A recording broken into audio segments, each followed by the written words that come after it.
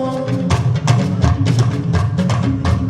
Nígbàkúgbà bàbá wa ṣe tán káńtàdì bàbá ìsìnkú tí a tú wá ìṣẹ̀ṣọ́ ara aláwùsá tì.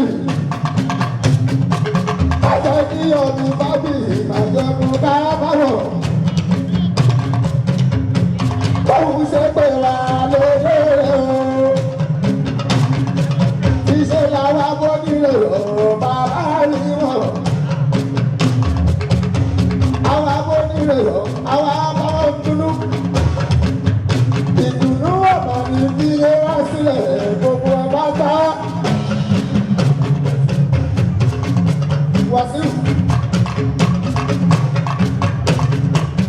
Ìdùnnú ọ̀nà ní bí ó wá sílẹ̀ gbogbo ọba tá.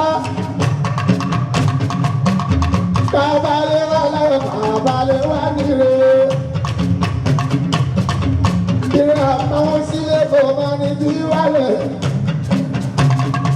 Kiri àìsàn ọjọ́ bí òun kò ní bí wálẹ̀.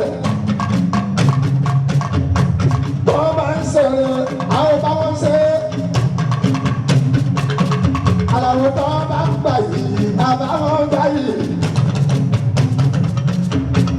Wọ́n pè wá lẹ́ni o, àdáwọn lóhùn, àwa náà pè o láìpẹ́ ọjọ́. Láwọ́ lọ́hùn ìrè àwọlé wa. Èyí tó sì wọlé wa tẹ́lẹ̀ kò ní dájọ́ síta. Gbogbo ń tí àkójọ ìlà ìyọ́lọ́hùn. Kárẹ́bì tàbí lówó ọ̀hún